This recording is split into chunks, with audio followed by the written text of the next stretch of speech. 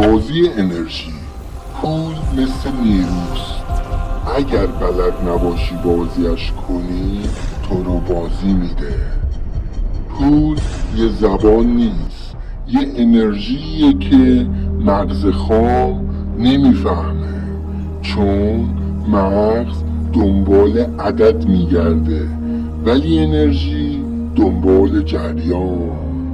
اگر این مدار رو میفهمی واردش شو، لایک و ساب کن، این جریان رو ادامه بده. پول حاصل گردش اعتماد است.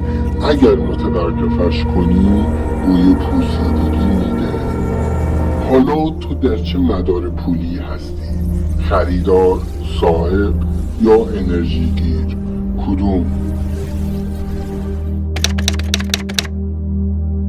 پول به احساس تو جواب میده، نه به درخواستت.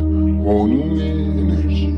پول فقط در مدار خلاقیت و اعتماد درونی حرکت میکنه. تفاوت بین خواستن و جذب کردن توضیح داده میشه با داستان کوتاه از مردی که در فقر میخندید و پول به سراغش میومد.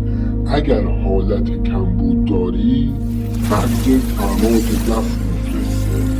سیستم نمیذاره جریان رو ببینی، چون با ترس تغذیه میشه. اینجا لایه هوش سیاه پررنگتر میشه. بانک و تبلیغات طراحی شدن تا تو احساس نیاز کنی، نه توانایی.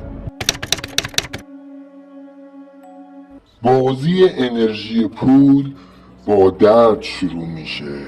وقتی بفهمی پول هدف نیست، فقط جریان اطلاعاته.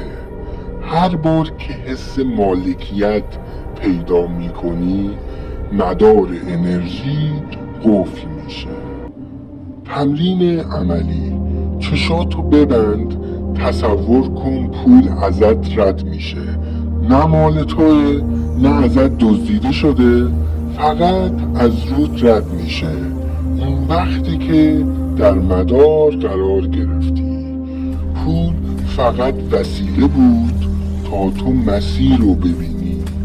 حالا تو یا در جریان میمونی یا تبدیل به عدد میشی. پیام نهایی.